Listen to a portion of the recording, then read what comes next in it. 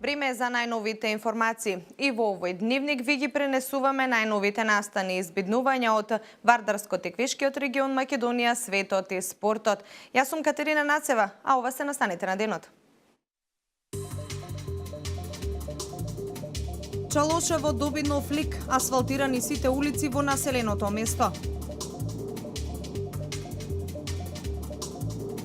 Започна санацијата на кровната конструкција на спортската сала Гемиџи.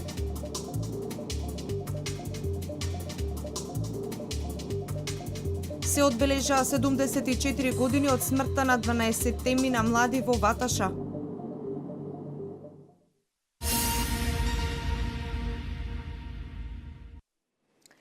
Чалошево доби асфалт, завршија градежните активности на улиците во ова населено место. Како што истакна градоначалникот Славчо Чадиев, останува да се постават банкините, а во меѓувреме се крпат и дупките на локалниот пат кој го поврзува ова населено место со градот.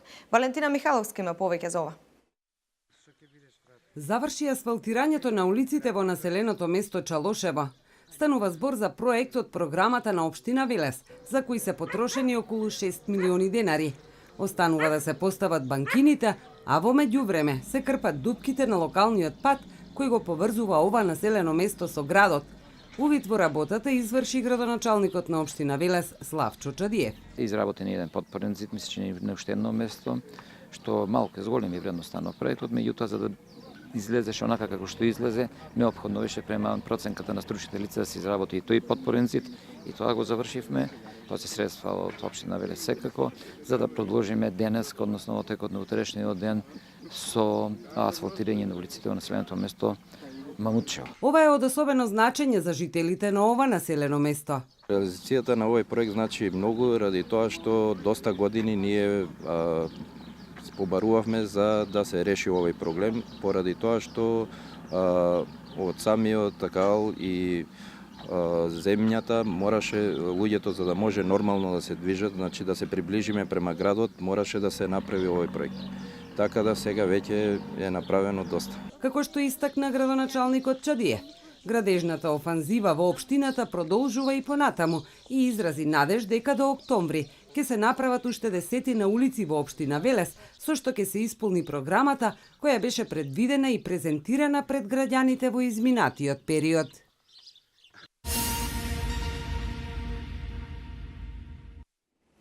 Спортската сала Гемиџи до крајот на летото ќе добие нова кровна конструкција.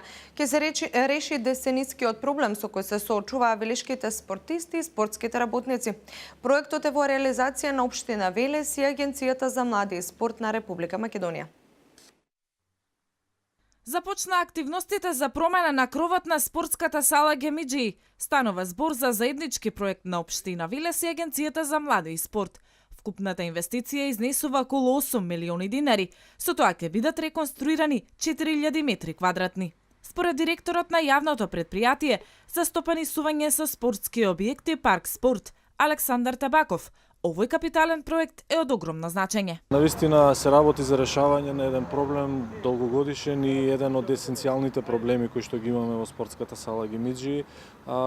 Еден од предусловите за одигрување на поважни и поголеми надпревари кои што би се одржувале во овој спортски центар се и токму проблемите кои што ги имавме со прокиснувањето на кровната конструкција. Како што знаете, ние долго време го решававме овој проблем со така наречените или познати кај граѓаните оние најлони кои што постоеа, кои што стоеа во спортската сала. Ова трајно решение беше повеќе од потребно, истакна Табаков и додаде дека во иднина ќе може да се конкурира на сите поголеми и современи спортски центри во земјава. Сметаме дека во иднина спортскиот центар Гемиджи ќе биде атрактивен спортско-рекреативен центар кој што ќе им конкурира на поголемите спортски центри во нашата држава и дека ќе биде домаќин на поголеми и поважни спортски манифестации. Рокот на изведување на градежните работи според планираното треба да завршат за 5 месеци.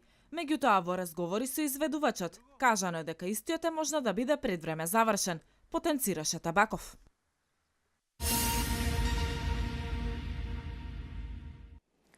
Сообраќајна несреќа на патот Демир Капија Миравци се случи во текот на вчерашниот ден, во која едно лице се здобило со тешки телесни повреди.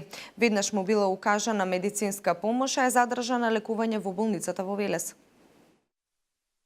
Сообраќајна незгода се случи на регионалниот пат Демир Капија Миравци. Имено на 15.6.2017 година во 17 часот и 15 минути се судриле патничко возило Мицубуши Лансер со прилепски регистарски ознаки, управувана од 30-годишниот СС Демир Капија и мотоцикл Пежо без регистарски ознаки управуван од БШ 53 години, исто така од Демир Капија. Во незгодата со тешки телесни повреди се стекнал БШ, кој со возило на итна медицинска помош бил пренесен во здравствен дом Неготино, од каде по укажаната медицинска помош бил препратен во јавна здравствена установа Велес, каде е задржан на понатамошно лекување. Увид на местото на настанот извршила увидна екипа од полициска станица Неготино.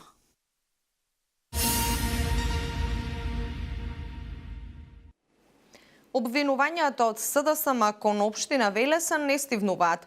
Денеска на пресконференција Весна Стојанова Богоева обвини дека општината реализирала само 4% од капиталните инвестиции. Општината со демант: буџетот на општина Велес е целосно ликвиден и во добра кондиција, а што се однесува до инвестициите, првиот квартал од годината реализирани се над 30 проекти кои значат подобар живот за граѓаните на Велес, стои во демантот од општина Велес.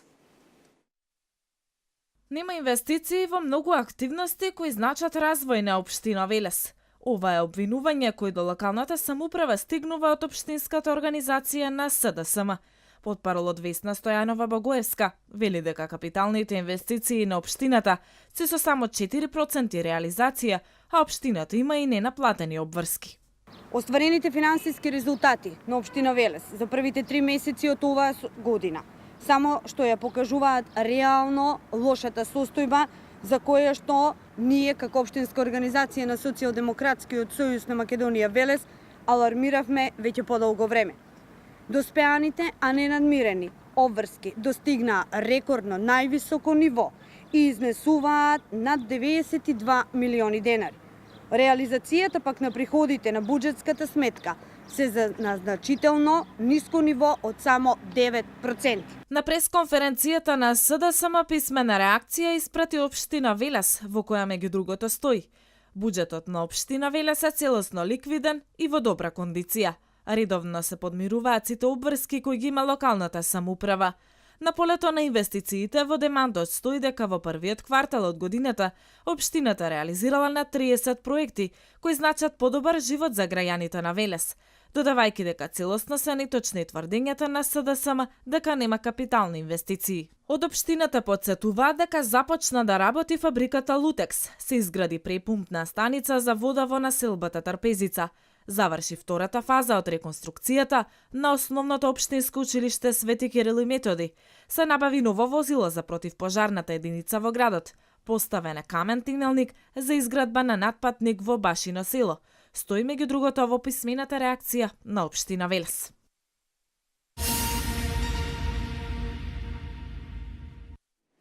Во амбулантата за кожни болести во Центарот за јавно здравје Велес беа организирани бесплатни прегледи на дамки на кожа. Ова е дел од кампањата на Евромеланома Македонија и Сдруженијето Борка под мотото "Од своја кожа не се бега, прегледај се". Бесплатни прегледи на дамки на кожа беа организирани во амбулантата за кожни болести во Центарот за јавно здравје Велес во организација на Сдруженијето за борба против рак Борка за секој нов ден и Евромеланома Македонија за зголемување на свесноста за ракот на кожа, меланом, под мотото "Од своја кожа не се бега, прегледај се". Прекумерното изложување на сонце представува ризик фактор за карцином на кожа. Според податоците на Институтот за јавно здравје на Република Македонија, бројот на заболени од меланом е во постојан пораст и е еден од туморите со најголема експанзија во последно време. Прегледите се првенствено наменети за сите оние кои забележале некои промени на кожата, да бидат известени за што се работи, да бидат упатени понатаму, и за сите оние кои се прашуваат што треба да направат за да си ги заштитат кожата бенки. Препораките се во текот на летниот период. Ригорозна заштита на кожата. Да се користат средства со висок заштитен фактор, да се избегнува солариум, да се прават барем еднаш месечно прегледи за да се забележи дали постои некоја асиметричност, некоја промена на боја, промена на величина, бидејќи раното откривање за секоја болест значи многу. Меланомите по боја најчесто се кафени и црни, но понекогаш може да бидат со боја на кожата, црвена, розевкаста, сина или бела. Тој е најсериозен и најмалиген карцином на кожата и слузниците. Се шири многу брзо, а во доцна фаза неговото лекување е потешко, а исходот може да биде и фатален. Ризичните бенки пожелно е да се оперираат.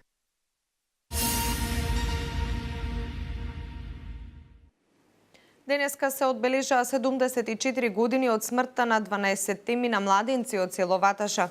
Единствената порака која што овие 12 младенци можат и се уште ја праќаат до нас современиците е тоа дека треба да се отчетиме за нивната смрт, рече градоначалникот на Кавадарци Александар Панов. Одбележена 74 годишнината од смртта на 12 младенци пред споменикот во село Ваташа. На чествувањето присуствуваа представници на семејствата на револуционерите, Сојузот на борци од Кавадарци и Неготино, политички партии и други. Единствен начин на кој ние можеме да им се одолжиме на овие млади е секојдневно сите политички чинители да работиме за подобрување на условите за работа за живот на нашите сограѓани, како во Кавадарци, така и широм земјава, истакна градоначалникот на општина Кавадарци Александар Панов. Единствената порака која што овие 12 младенци можат и се уште ја праќаат до нас современиците е тоа дека треба да се отчетиме за нивната смрт, дека нивната смрт не била залудна, нивната смрт во позадина крие независност, сувереност на Република Македонија и сите современици, сите оние кои што доаѓаат во иднина не смеат да заборават дека некој за ова што ние денес го уживаме го дале најскапоценото, а тоа е нивниот живот. За овој крвав настан во својот говор се осврна Марија Михова, кустос историчар при Музеј Галерија Кавадарци. Во придружба на цел кордон војска, откако претходно биле физички малтретирани, заедно со бугарски агенти и двајца полицајци, младинците се упатиле кон местноста Дулово Долче каде биле стрелани. Потоа следувало оно најстрашното. Војниците како по заповед ги извадиле бајонетите и да бидат сигурни дека успешно ја завршиле работата, започнале со нив да ги бодат телата на оние младинци кои се уште покажувале знаци на живот. Но тоа не било се. Војниците по извршениот масакар започнале да им прибаруваат по джеповите, а на неколку мина им ги одзеле часовниците од раците. На 16 јуни 1943 година во Кавадаречкото село Ваташа бугарските окупатори, војници стрелаат 12 млади македонци од селото: Васил Хаджи Јорданов, Ферчо Поп Ѓоргиев, Диме Чекоров, Блаже Ицев, Ванчо Гурев, Пане Џунов, Данко Здавков, Илчо Димов, Герасим Матаков, Пане Мешков, Ристо Ѓондев и Перо Видев. Во нивна чест бројни делегации положија свежо цвеќе и се поклонија пред нивниот споменик.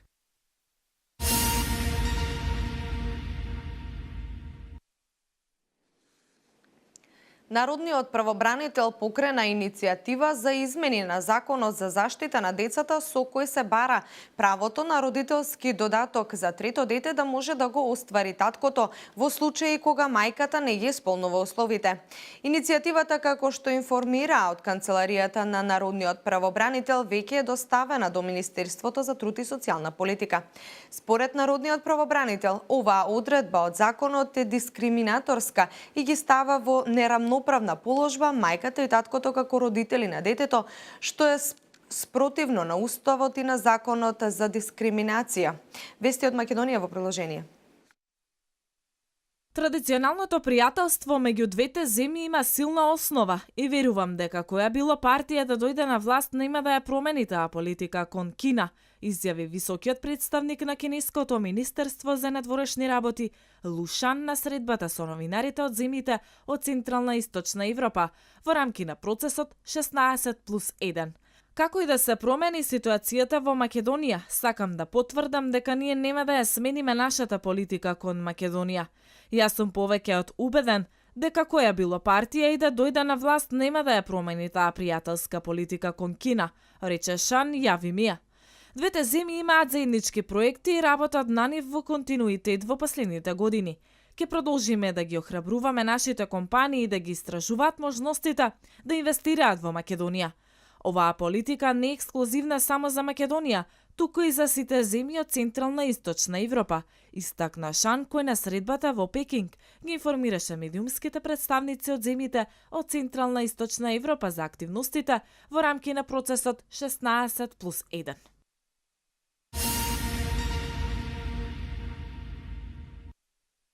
...206 ловишта са дадени под концесија во Македонија, но на 20 од нив поради непочитување на обврските од договорот им се одземени на сегашните концесионери. Со тоа што најдени се неправилности во грижата за животните, особено за време на зимскиот период, кои се однесуваат на непоставување на хранилки и напоилки за дивечот. Повеќето од одземените концесии се за ловишта за ситниот, но дел од нив се одземени за неправилно стопенисување и негрижа за крупниот дивеч. Со издавањето на ловиштата под концесија во последните години, расте и бројот на популацијата на дивите животни до целосно пополнување на капацитетите. Според експертите, нелегалниот лов е драстично намален поради поголемата совесност и навиките кај ловџиите, високите казни и поголемото присуство на ловочуварските служби формирани од концесионерите. На овој бизнис сега се гледа како на високо профитабилна дејност, а Македонија станува позната дестинација на светската ловна карта, која годишна посетуваат и до 500.000 ловџии.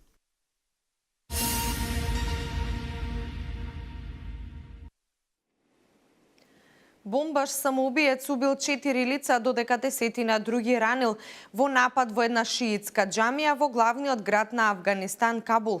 Бомбашот се обидел да влезе во џамијата, но бил блокиран од полицијата, при што дошло до престрелка, соопшти Авганистанското министерство за внатрешни работи. Милитантите на Исламската држава ја превзедоа одговорноста за нападот. Во истата џамија во ноември беше изведен напад од бомбаш самоубиец, при што загинаа на 30 луѓе. Вести од светот. Председателот на САД Доналд Трамп денеска ќе објави мерки со кои ќе се вратат ограничувањата во сферата на туризмот и трговијата со Куба. Со тоа Трамп објавува нова политика спрема Куба во говор во Мајами, каде има голема кубанска диаспора. Се очекува тој да укине некои од одлуките на претходниот председател Барак Обама за постепено нормализирање на односите со Куба. Според високи представници на Белата куќа, Трамп ќе објави забрана за трговски сделки на американски бизнисмени со кубански фирми контролирани од армијата на Куба. Трамп ќе објави и мерки за построги ограничувања на туристичките посети на граѓани на САД во Куба.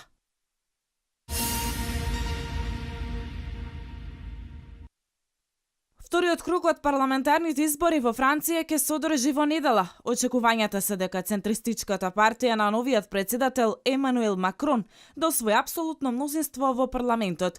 Во првиот круг од изборите одржани на 11 јуни Република Напред освои 32,32 од 100 гласови. Десничарите републиканци 21,56 од 100, а екстремно десничарите од Национален фронт 13,20 од 100. Левицата, односно социјалистите кои беа претходно на власт, освоија само 9,51 од 100 гласови.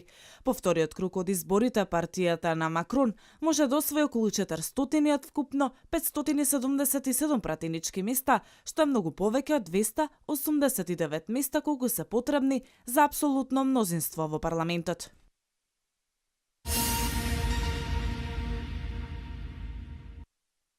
Бројот на загинати во пожарот што уништи стамбена зграда во Лондон се искачи на 30, соопшти полицијата.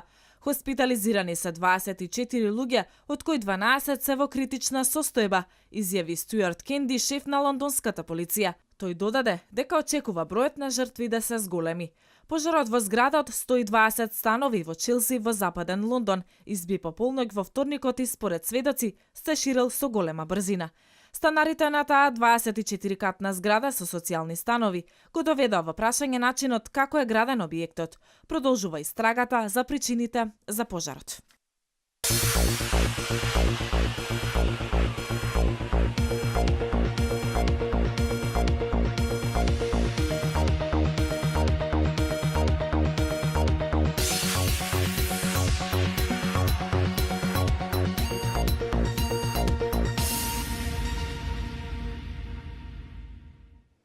Денес имавме променливо облачно време со сончеви периоди, проследено со слаб до умерен ветер од југоисточен правец. Температурата се движеше до 30 степен, а УВ индексот имаше вредно 7. Во текот на ноќта од север се очекува да навлезе влажна постудена воздушна маса со посилен северен ветер, што ќе ги спушти дневните температури за време на викендот, а во следните денови температурата ќе биде во пораст. Со оваа информација го заокружуваме информативното издание на Дневникот на К1 телевизија. Јас ви благодарам за вниманието. Пријатно.